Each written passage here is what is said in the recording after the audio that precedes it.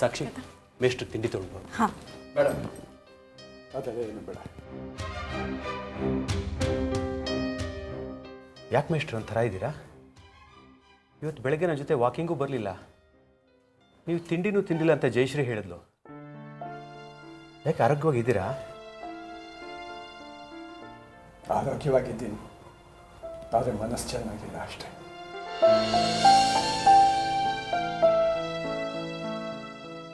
ಯಾಕೆ ಮೇಷ್ಟ್ರೆ?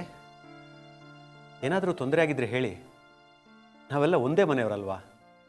ನಮ್ಮಲ್ಲಿ ಯಾಕೆ ಸಂಕೋಚ? ನಾವೆಲ್ಲ ಒಂದೇ ಮನೆಯವರೇ ಅಂತಲೇ ನಾನು ಅಂದ್ಕೊಂಡಿದ್ದೆ ರಘುರಾಮ. ನಮ್ಮಲ್ಲಿ ಮುಚ್ಚುಮರೆ ಮಾಡಬಾರ್ದು ಅಂತ ನನ್ನ ಆಸೆ. ನೀವು ಹಾಗೆ ಅಂತ ಅಂದ್ಕೊಂಡಿದ್ದೆ. ಆದರೆ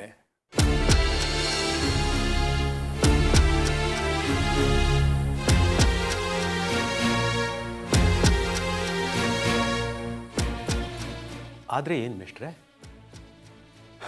ಬಿಡು ರಘುರಾಮ, ನನಗೆ ಅದ್ರ ಬಗ್ಗೆ ಮಾತಾಡೋದಕ್ಕೆ ಮನಸ್ಸಿಲ್ಲ.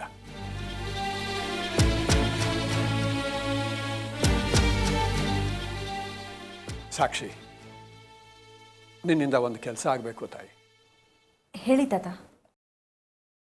ನಿನ್ನ ಸೀಮಂತದ ದಿವಸ ನನ್ನ ಆಸ್ತಿ ಪತ್ರನ ನಿನಗೆ ಕೊಟ್ಟಿದ್ದೆ. ನೀನು ಅದನ್ನು ಈಗ ನನಗೆ ತಂದುಕೊಡ್ತೀಯಾ?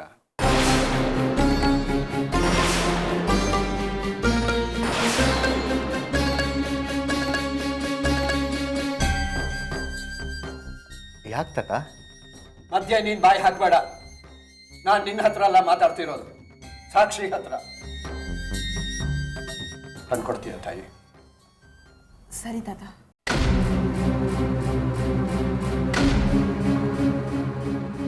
ತಾತ, ಇವತ್ತು ಯಾಕೋ ಒಂಥರ ಮಾತಾಡ್ತಿದ್ದಾರಲ್ಲ. ನೋಡು, ನನಗೆ ನೀನು ಹೇಗೆ ವರ್ತಿಸ್ಬೇಕು ಅನ್ನೋದನ್ನ ಹೇಳ್ಕೊಡ್ಬೇಕಾಗಿಲ್ಲ. ಕಳೆದ 40 ವರ್ಷಗಳಿಂದ ನಾನು ಮೇಷ್ಟ್ರಾಗಿದ್ದವನು. ಎಲ್ಲಿ ಹೇಗೆ ಯಾರ ಹತ್ರ ಏನು ಮಾತಾಡಬೇಕು ಅನ್ನೋದು ನನಗೆ ಚೆನ್ನಾಗಿ ಗೊತ್ತಿದೆ. ಇನ್ನಿಂದ ನಾನು ಅದನ್ನು ಕಲಿಬೇಕಾಗಿಲ್ಲ.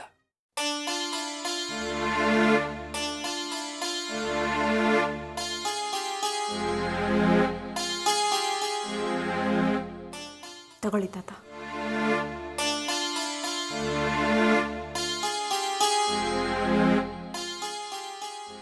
ಈ ಪತ್ರ ನನ್ನ ಹತ್ರ ಇರೋದೇ ಒಳ್ಳೆಯದು. ನನ್ನ ಸ್ವಯಾರ್ಜಿತ ಆಸ್ತಿನ ನನ್ನ ಮರಿಮಗನಿಗೆ ಸೇರಲಿ ಅಂತ ಅನ್ನೋ ವಿಶ್ವಾಸದಿಂದ ನಾನಿದನ್ನು ಆವತ್ತು ಕೊಟ್ಟಿದ್ದೆ. ಆದರೆ ಅದು ಸರಿ ಅಲ್ಲ ಅಂತ ನನಗೀಗ ಅನ್ನಿಸ್ತಾ ಇದೆ.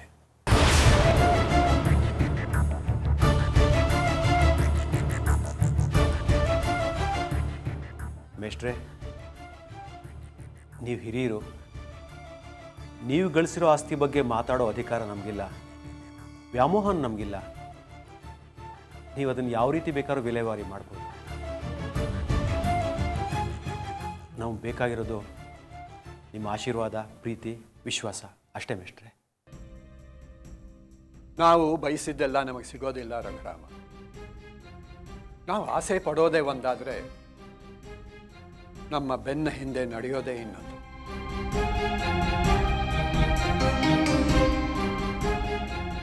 ನಾನು ಇವತ್ತೇ ಊರಿಗೆ ವಾಪಸ್ ಹೋಗ್ತಾ ಇದ್ದೀನಿ.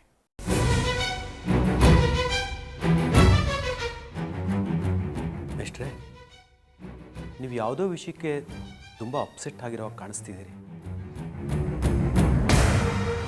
ದಯವಿಟ್ಟು ಒಗ್ಟಾಗಿ ಮಾತಾಡಬೇಡಿ. ವಿಷಯ ಏನು ಅಂತ ಹೇಳಿ. ಇಲ್ಲ ರಘುರಾಮ, ನಾನೇನು ಹೇಳೋ ಪರಿಸ್ಥಿತಿನಲ್ಲಿಲ್ಲ. ರೂಮಲ್ಲಿ ನನ್ನ ಲಗೇಜ್ ಎಲ್ಲ ಪ್ಯಾಕ್ ಮಾಡಿಟ್ಟಿದ್ದೀನಿ. ಅದನ್ನು ತಗೊಂಡು ಬಾ, ನನ್ನನ್ನು ಬಸ್ ಸ್ಟ್ಯಾಂಡಿಗೆ ಬಿಡು. ಮೇಷ್ಟ್ರೆ, ಇದೇನಿದು? ಇದ್ದಕ್ಕಿದ್ದಾಗ ಹೊರಟೇ ಬಿಟ್ರಲ್ಲ. ಜಯಶ್ರೀನೂ ಮನೇಲಿಲ್ಲ, ಆಫೀಸ್ಗೆ ಹೋಗಿದ್ದಾಳೆ. ನಮ್ಮ ಕಡೆಯಿಂದ ಏನಾದರೂ ತಪ್ಪಾಗಿದೆ ದಯವಿಟ್ಟು ಹೇಳಿ, ತಿದ್ಕೋತೀವಿ. ಈಗ ಬೇಜಾರು ಮಾಡಿಕೊಂಡು ಹೊರಟುಬಿಡ್ಬೇಡಿ ಪ್ಲೀಸ್. ರಘುರಾಮ, ಈಗ ನನ್ನನ್ನು ಯಾರೂ ತಡೆಯೋದಕ್ಕೆ ಸಾಧ್ಯ ಇಲ್ಲ. ನನ್ನ ನಿರ್ಧಾರನ ನಾನು ಮಾಡಾಗಿದೆ. ಪ್ರೇಮ್, ಏನು ಮುಖ ನೋಡ್ತಾ ನಿಂತಿದ್ಯಾ? ಹೇಳಿದ್ ಗೊತ್ತಾಗ್ಲಿಲ್ವಾ?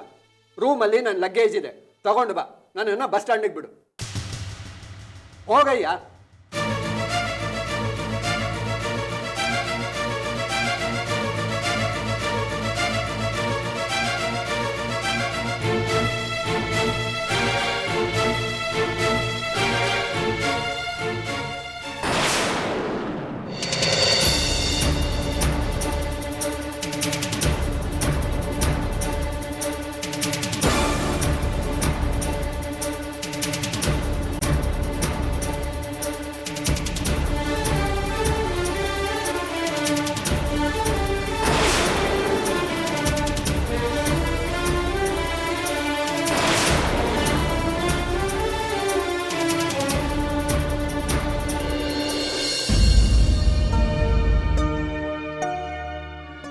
ಪ್ರೇಮ್, ಮೇಷ್ಟ್ರ ಹತ್ರ ಏನಾದರೂ ಮಾತಾಡಿದ್ಯಾ?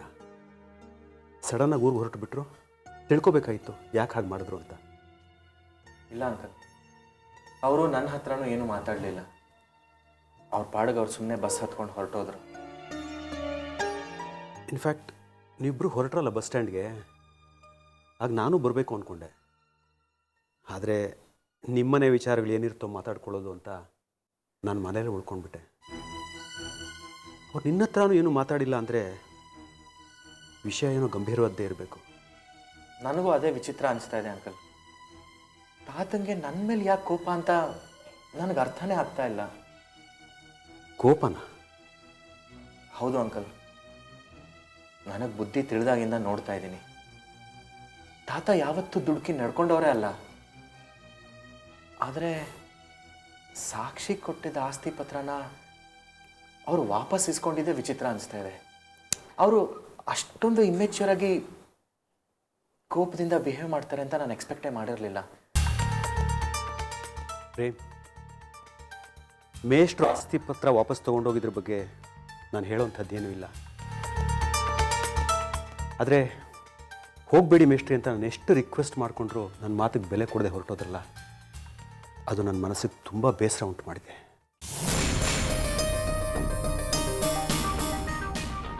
ಅಪ್ಪ, ನನಗೊಂದು ಅನುಮಾನ. ಏನಮ್ಮ? ಆ ಪಾಪಿ ಚಂದ್ರು ತಾತನ ಭೇಟಿ ಮಾಡಿ ನನ್ನ ಅನಿರುದ್ಧ ವಿಷಯ ಹೇಳಿ ಅವ್ರ ಮನಸ್ಸು ಕೆಡಿಸಿರಬಹುದು ಅನಿಸುತ್ತೆ. ಅದಕ್ಕೆ ತಾತ ಬೇಸರ ಮಾಡ್ಕೊಂಡು ಹೊರಟೋಗಿದ್ದಾರೆ. ಹಾಗೇನಾದರೂ ಆಗಿದ್ರೆ ಅವ್ರು ನನ್ನ ಹತ್ರನೇ ಕೇಳ್ಬೋದಿತ್ತಲ್ಲ ಸಾಕ್ಷಿ. ನಾನೆಲ್ಲ ಕ್ಲಾರಿಫೈ ಮಾಡ್ತಾ ಇದ್ದೆ. ಅದನ್ನು ಬಿಟ್ಟು ಈ ರೀತಿ ಕೋಪ ಮಾಡ್ಕೊಂಡು ಹೋದರೆ? ಪ್ರೇಮ್, ಏನಾದರೂ ಆಗಲಿ ಮೇಷ್ಟ್ರ ಹತ್ರ ಒಂದು ಸರಿ ಮಾತಾಡೋಣ. ಅವ್ರ ಮೊಬೈಲ್ ಒಂದು ಫೋನ್ ಮಾಡು.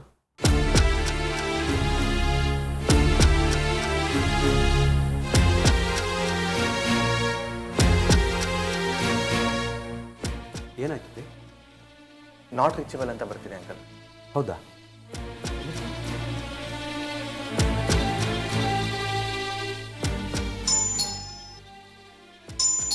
ಶ್ರೀಪತಿ ಮೇಷ್ಟ್ರು ಬಂದಿರಬಹುದಾ?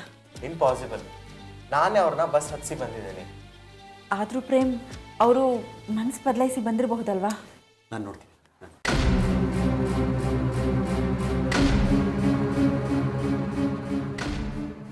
ಜಯಶ್ರೀ, ನೀನಾ?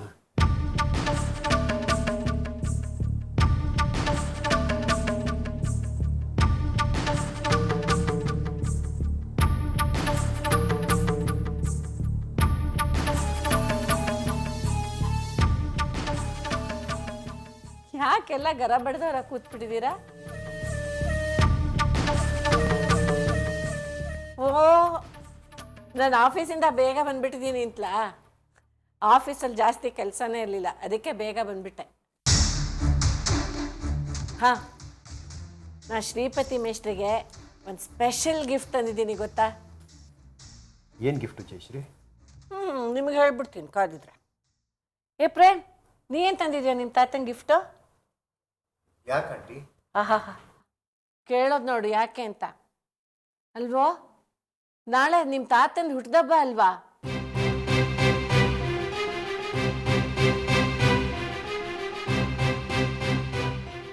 ಏನು ತಂದಿದೀಯಾ? ಏನೋ ತಂದಿರ್ತೀಯ ನೀನು, ಯಾರಿಗೂ ಗೊತ್ತಾಗಬಾರ್ದು ಅಂತ ಮುಚ್ಚಿಟ್ಟಿರ್ತೀಯ ಅದನ್ನು. ಓಹ್, ನಾನು ತಾತನ ಬರ್ತಡೇನೇ ಮರ್ತುಬಿಟ್ಟಿದ್ದೆ. ಏನು ಪ್ರೇಮ್ ನೀನು, ಪಾಪ ನಿಮ್ಮ ತಾತ ನಿಮ್ಮ ಮೇಲೆಲ್ಲ ಅಷ್ಟೊಂದು ಪ್ರೀತಿ ಇಟ್ಕೊಂಡು ಅವ್ರ ಇಡೀ ಆಸ್ತಿನ ನಿನ್ನ ಮಗನ ಹೆಸರಿಗೆ ಬರೆದ್ಬಿಟ್ಟಿದ್ದಾರೆ. ಅಂಥದ್ರಲ್ಲಿ ನೀನು ಅವ್ರ ಬರ್ತ್ಡೇ ಕೂಡ ನೆನ್ಪಿಟ್ಕೊಂಡಿಲ್ವಲ್ಲೋ? ಇದ್ಯಾಕೋ ತೀರಾ ಅತಿ ಆಯ್ತಪ್ಪ.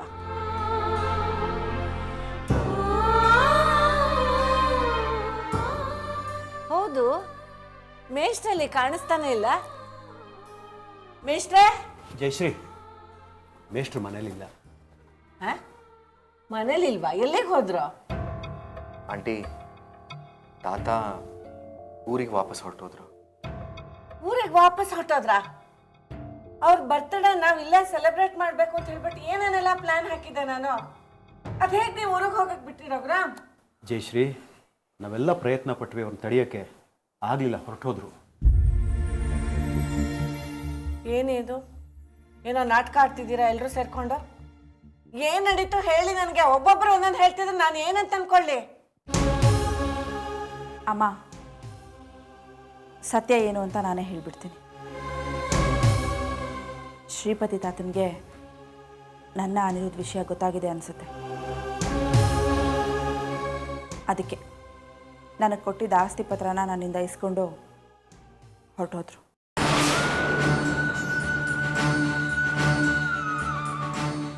ರಘುರಾಮ್, ಇವಳು ಹೇಳ್ತಿರೋದು ನಿಜನಾ? ಮೇಷ್ಟ್ರ ಜೊತೆ ಏನಾದರೂ ಮಾತುಕತೆ ಆಯ್ತಾ? ಮೇಷ್ಟ್ರು ಕೋಪಿಸ್ಕೊಂಡು ಹೋಗಿದ್ದಾರೆ ಅಂತಂದ್ರೆ ಏನೋ ದೊಡ್ಡ ರಾದ್ಧಾಂತನ ಆಗಿರ್ಬೇಕು. ಜಯಶ್ರೀ, ದಯವಿಟ್ಟು ನನ್ನ ಮಾತು ನಂಬು. ನಾವು ಯಾರೂ ಏನೂ ಮಾತಾಡಲಿಲ್ಲ. ಮೇಷ್ಟ್ರು ಒಂದು ವೇಳೆ ಜಗಳ ಮಾಡಿಕೊಂಡು ಕೋಪ ಮಾಡ್ಕೊಂಡು ಹೋಗಿದ್ದಿದ್ರೆ ನನ್ನ ಬುದ್ಧಿಯೆಲ್ಲ ಉಪಯೋಗಿಸಿ ಅವ್ರನ್ನ ತಡೀತಿದ್ದೆ, ಹೋಗಬೇಡಿ ಅಂತ. ಆದರೆ ಅವರು ಏನು ಹೇಳ್ದೇನೆ ಹೊರಟೋದ್ರು. ಅದು ನನ್ನ ಮನಸ್ಸಿಗೆ ತುಂಬ ಬೇಜಾರು ಮಾಡಿದೆ ಜಯಶ್ರೀ.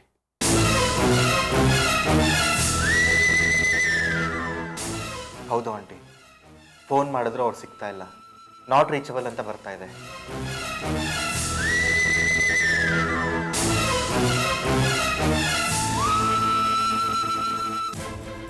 ದೇವ್ರೆ, ನನ್ನ ಮಗಳ ಬಾಳಲ್ಲಿ ಇನ್ನೇನು ಎಲ್ಲ ಸರಿ ಹೋಗ್ತಿದೆ ಅನ್ಕೋತಿರುವಾಗ ಇದೇನೋ ಆಗೋಯ್ತಲ್ಲಪ್ಪ.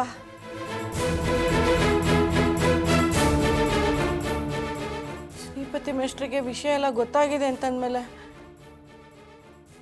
ಅವ್ರಿಗೆ ನಾವು ಹೇಗೆ ಮುಖ ತೋರಿಸೋದು?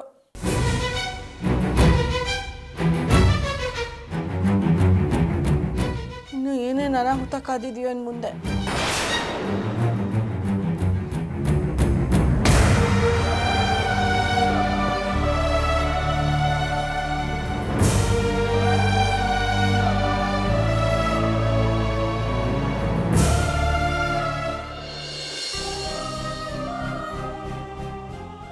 ನಿನ್ನ ಗಂಡ ನನ್ನನ್ನು ತನ್ನ ಪಾಲಿನ ಶತ್ರು ಅಂತ ತಿಳ್ಕೊಂಡ್ರು ನನಗೆ ಬೇಜಾರಿಲ್ಲ ಜಾನು. ನಾನು ತಲೆ ಕೆಡಿಸ್ಕೊಳ್ಳಲ್ಲ. ಆದರೆ ಈಗ ಅನಿಗೆ ಕುತ್ತಿಗೆವರೆಗೂ ಬಂದಿರತ್ತೆ. ನಾನು ನಿನ್ನ ತಲೆ ಕೆಡಿಸ್ಬಿಟ್ಟೆ, ನೀನು ಬ್ರೈನ್ ವಾಶ್ ಮಾಡ್ತಿದ್ದೀನಿ ಅಂತ ತಿಳ್ಕೊಂಡಿರ್ತಾರೆ. ಆದರೆ ಸತ್ಯ ಏನು ಅನ್ನೋದು ನನಗೆ ಗೊತ್ತು, ನಿನಗೆ ಗೊತ್ತು. ಮಾತಾಡಿದರೆ ಮಾತಾಡ್ಕೊಳ್ತಾರೆ, ನೀವು ಯಾಕೆ ತಲೆ ಕೆಡಿಸ್ಕೊಳ್ತೀರಕ್ಕ? ನಿಜ ಹೇಳಬೇಕಂದ್ರೆ ನನಗೆ ಕೇಸ್ ವಾಪಸ್ ತಗೊಳ್ಳೋದಕ್ಕೆ ಸ್ವಲ್ಪನೂ ಇಷ್ಟ ಇರಲಿಲ್ಲ. ನೀವು ಮಾವ ಅಷ್ಟೊಂದು ಹೇಳಿದ್ರಿ ಅಂತ ನಾನು ವಾಪಸ್ ತಗೊಂಡೆ. ಇಲ್ಲಾಂದರೆ ಅವ್ರು ಇನ್ನೂ ಜೈಲಲ್ಲಿ ಕೊಳಿಬೇಕಾಗಿರ್ತಿತ್ತು. ಹಾಗೆ ಮಾಡ್ತಿದ್ದೆ. ಇಲ್ಲ ಜಾನು, ಈಗ ನೀನು ಮಾಡಿದ್ದೇ ಸರಿಯಾಗಿದೆ. ಇದರಿಂದನಾದರೂ ಅನಿರುದ್ಧಗೆ ಒಳ್ಳೆ ಬುದ್ಧಿ ಬರ್ಬೋದು ಏನೋ. ಎಲ್ಲ ಭ್ರಮೆ ಅಕ್ಕ. ನನ್ನ ಗಂಡನ ಬುದ್ಧಿ ನನಗೆ ಗೊತ್ತಿಲ್ವಾ? ಅವರಪ್ಪ ಕ್ರಿಮಿನಲ್. ಪ್ರೀತಿ ವಿಶ್ವಾಸಕ್ಕೆ ಬೆಲೆನೇ ಇಲ್ಲ, ಬರೀ ದುಡ್ಡು ದುಡ್ಡು ದುಡ್ಡು ದುಡ್ಡು. ನನ್ನ ತಾಯಿ ತಾನೇ ಕಿತ್ಕೊಂಡ್ಬಿಟ್ಟ. ನನ್ನ ತಾಯಿ ಆಗಬೇಕು ಅಂತ ಎಷ್ಟೆಲ್ಲ ಕನಸು ಕಟ್ಟಿದ್ದೆ ಗೊತ್ತಾ?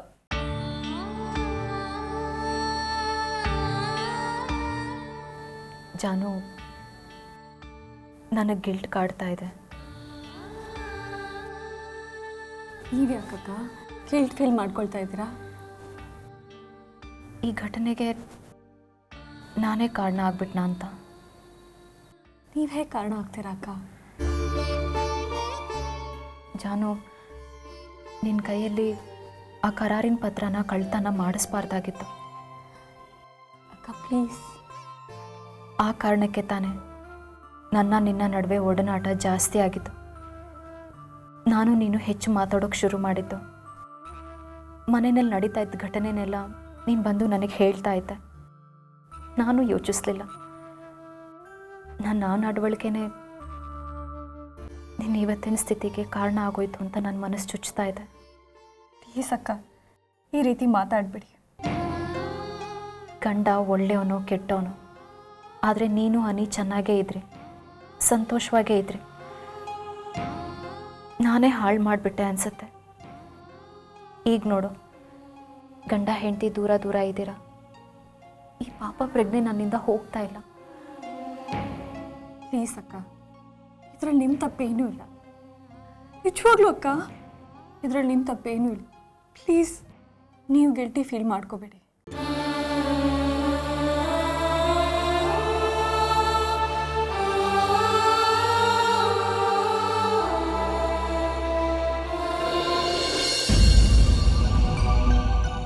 ಅನಿ, ಎಂಥ ಪರಿಸ್ಥಿತಿ ತಂದ್ಕೊಂಡೆ ನೋಡು. ಒಂದು ಕ್ಷಣ ಸಂಯಮ ಕಳ್ಕೊಂಡಿದ್ದಕ್ಕೆ ಎಂಥ ಬೆಲೆ ತೆತ್ತಬೇಕಾಗಿ ಬಂತು. ನಿಮ್ಮಪ್ಪ ನೋಡಿದ್ರೆ ಯಾವ ಥರ ಬೈದ್ರು ನೋಡಿದೆಯಲ್ಲ ನೀನು. ಸಾರಿ ಅಮ್ಮ, ಸಾರಿ, ತಪ್ಪಾಗೋಯ್ತು, ತಪ್ಪು ಮಾಡಿಬಿಟ್ಟೆ ನಾನು. ಈಗ ತಪ್ಪಾಯ್ತು ಅಂತ ಕೇಳಿ ಏನು ಪ್ರಯೋಜನ? ಆಗೋಯ್ತಲ್ಲ ಎಲ್ಲ. ನಿನ್ನ ಹೆಂಡತಿ ಹೋಗಿ ಬೇರೆ ಯಾರ್ದೋ ಮನೇಲಿ ಕೂತಿದ್ದಾಳೆ. ನನಗೇನು ಮಾಡಲಿ ಹೇಳು? ಅಮ್ಮ, ಏನು ಮಾಡ್ತೀಯ ಗೊತ್ತಿಲ್ಲ ನನಗೆ. ನನಗೆ ನನ್ನ ಚಾನಲ್ ಬೇಕು. ಏನಾದರೂ ಮಾಡಮ್ಮ ಪ್ಲೀಸ್. ಅಲ್ಲ ಕಣೋ, ಸೀದಾ ಆಸ್ಪತ್ರೆಯಿಂದ ಯಾರ್ದೋ ಸುರಭಿ ಮನೆಗೆ ಹೋಗಿ ಕೂತಿದ್ದಾಳೆ. ಅವಳನ್ನ ಬಾ ಅಂತ ಕರೆದ್ರೆ ಬರ್ತಾಳೇನೋ? ಅನಿ, ಪಾಪ ಅವಳಿಗೆ ಎಂಥ ಆಘಾತ ಆಗಿದೆ ಗೊತ್ತಾ? ಇನ್ನು ಅವಳು ತಾಯಿನೇ ಆಗೋಕ್ಕಾಗಲ್ಲ ಕಣೋ. ಎಂಥ ಅದೃಷ್ಟ ಕಳ್ಕೊಂಡೆ ನೀನು. ದೇವ್ರಿಟ್ಟಾಗಲಿ ಬಿಡು. ಹಾಂ, ಪ್ಲೀಸ್ ನೀನು ಹಾಗನ್ಬೇಡ. ನನ್ನ ಲವ್ಲಿ ಗಾಡ್ ಮದರ್, ನೀನು ಹೆಲ್ಪ್ ಮಾಡು ಪ್ಲೀಸ್. ನಾನು ಈ ಥರ ನರಳೋದು ನಿನಗೆ ಇಷ್ಟನಾ? ಅಮ್ಮ, ನಾನು ಜಾನಿಗೆ ಬೇಕು ಅಂತ ಹೊಡಿಲಿಲ್ಲ ಅಮ್ಮ. ಹಾಳಾದ್ದು ತೇಜಸ್ವಿನಿ ಕೋಪನ ಅವಳ ಮೇಲೆ ಹಾಕ್ಬಿಟ್ಟೆ. ಪಾಪ ಜಾನು ಅಮಾಯಕಿ, ಅವಳು ಹೊಟ್ಟೆಗೆ ಇಟ್ಬಿತ್ತು. ತಪ್ಪು ಮಾಡಿಬಿಟ್ಟೆ ಅಮ್ಮ, ನಾನು ತಪ್ಪು ಮಾಡಿಬಿಟ್ಟೆ. ಏನಾದರೂ ಮಾಡಿ ಶಾನ ಕರೆಸಮ್ಮ ಪ್ಲೀಸ್. ನಾನಿವಾಗ ಕರಿಯಕ್ಕೆ ಹೋದರೆ ಉಗಿದು ಕಳಿಸ್ತಾಳಷ್ಟೆ. ಹನಿ, ನಿನ್ನ ಮೇಲಿನ ಕಂಪ್ಲೇಂಟ್ ವಾಪಸ್ ತಗೋ ಅಂತ ಕೇಳಕ್ಕೆ ಹೋದಾಗಲೇ ನೀನು ತುಂಬ ನಿಷ್ಠುರವಾಗಿ ಕಂಡೋಳು. ಈಗ ಬಾಮ್ಮ ಅಂತ ಕರೆದ ತಕ್ಷಣ ಬಂದ್ಬಿಡ್ತಾಳ ನೀ? ಹಾಂ ಅಮ್ಮ, ತಾಯಿ ದೇವತೆ ನೀನೇ ಹೇಳು. ನಾನು ಕೆಟ್ಟವನಾ? ನನಗೂ ಹೆಂಡತಿ ಅನ್ನೋ ಪ್ರೀತಿ ಇರಲ್ವಾ? ಏನೋ ಬ್ಯಾಡ್ ಟೈಮು ಹೊಡೆದು ಬಿಟ್ಟೆ. ನಾನು ಬೇಕು ಅಂತ ಹೊಡಿಲಿಲ್ಲಮ್ಮ. ಬೇಡ ನೀ, ನನಗೆ ಅರ್ಥ ಆಗುತ್ತಪ್ಪ, ಆದರೆ ಅವಳಿಗೆ ಅರ್ಥ ಆಗಬೇಕಲ್ವೇನೋ? ನೀನು ಅರ್ಥ ಮಾಡಿಸಮ್ಮ. ನೀನು ನನ್ನ ಗಾಡ್ ಮದರಲ್ವಾ? ನನಗೆ ಕಷ್ಟ ಬಂದರೆ ನಿನಗೆ ಕಷ್ಟ ಬಂದಾಗಲ್ವಾ? ನನ್ನನ್ನು ಆದರೆ ನಿನಗೆ ಸಂಕಟ ಆಗಲ್ವಾ? ಆಗುತ್ತೆ ನೀ, ಹೊಟ್ಟೆ ಉರಿಯತ್ತೆ ಕಣೋ ನಂದು. ಆದರೆ ಏನು ಮಾಡಲಿ ಹೇಳು? ಏನಾದರೂ ಮಾಡಮ್ಮ, ಒಟ್ಟಿನಲ್ಲಿ ಜಾನು ನಮ್ಮ ಮನೇಲಿ ಇರಬೇಕು. ಥರಮ್ಮ. ಆದರೆ ಅನಿ, ಇಲ್ಲಾಂದರೆ ನಾನು ಕುಡಿತೀನಿ, ಹೊಟ್ಟೆ ತುಂಬ ಕುಡಿತೀನಿ, ಕುಡಿದು ಸಾಯ್ತೀನಿ. ಆಗ ನಿನಗೆ ಸಂತೋಷನಾ? ಹಾಗೆಲ್ಲ ಮಾತಾಡಬೇಡ ನೀ. ನನಗೆ ಸಂತೋಷನೇನೋ? ನಿನಗೇನಾದರೂ ಹೆಚ್ಚು ಕಡಿಮೆ ಆದರೆ ನಾನು ಸಂತೋಷವಾಗಿರ್ತೀನೇನೋ? ಇಲ್ಲ ಬಿಡಮ್ಮ, ಯಾರೂ ಇಲ್ಲ. ಅಪ್ಪ ಇಲ್ಲ, ಅಮ್ಮ ಇಲ್ಲ, ಹೆಂಡತಿ ಇಲ್ಲ, ಯಾರೂ ಇಲ್ಲ. ನಾನು ಪಿಶಾಚಿ. ಹೀಗೆ ಕುಡಿದು ಸತ್ತೋಯ್ತೀನಿ. ಪ್ಲೀಸಪ್ಪ, ಹಾಗೆ ಮಾತಾಡಬೇಡ ಕಣೋ. ನಾನಿದ್ದೀನಿ ಕಣೋ ನಿನಗೇನಿ, ನಾನಿದ್ದೀನಿ. ನನಗೆ ಜೀವನ ಬೇಕಾಗಿಲ್ಲಮ್ಮ. ಚಿಗುಪ್ಸೆ ಬಂದಿದೆ, ಬದುಕೋ ಮನಸ್ಸಿಲ್ಲ ನನಗೆ. ಕುಡಿಯೋನು ಸ್ವಲ್ಪ ಕುಡಿತೀನಿ, ಕುಡಿದು ಸಾಯ್ತೀನಿ. ಎಲ್ಲರೂ ಸುಖವಾಗಿರಲಿ. ನಾನು ತಪ್ಪು ಮಾಡಿದ್ದೀನಿ ತಾನೆ, ಅಡ್ಮಿಟ್ ಆಗಿ ಕೊಡು, ಬಿಡಮ್ಮ. ಬೇಡ ನೀ, ಪ್ಲೀಸ್ ಬೇಡ, ಸಾಯೋ ಮಾತಾಡಬೇಡಪ್ಪ. ನೀನು ಇಲ್ದಲೆ ನಾನು ಇರ್ತೀನೇನೋ. ಈಗೇನು ನಿನಗೆ ಜಾನು ಬೇಕು ತಾನೆ? ಆಯಿತು, ಅವಳನ್ನ ಮನೆಗೆ ಬರ್ಸೋ ಜವಾಬ್ದಾರಿ ನಂದು. ನೋಡು, ನಿಮ್ಮಪ್ಪನ ಮೀಡಿಯೇಟ್ ಮಾಡಿಸೋ ಕಳಿಸ್ತೀನಿ. ನೀನೇನು ಯೋಚನೆ ಮಾಡಬೇಡ ಕಣೋ. ಸಾಯೋ ಮಾತು ಮಾತ್ರ ಆಡಬೇಡ ನೀ, ಪ್ಲೀಸ್. ಸಮಾಧಾನ ಮಾಡ್ಕೊ, ಕುಡಿಬೇಡ ಕಣೋ, ಪ್ಲೀಸ್ ಅನಿ.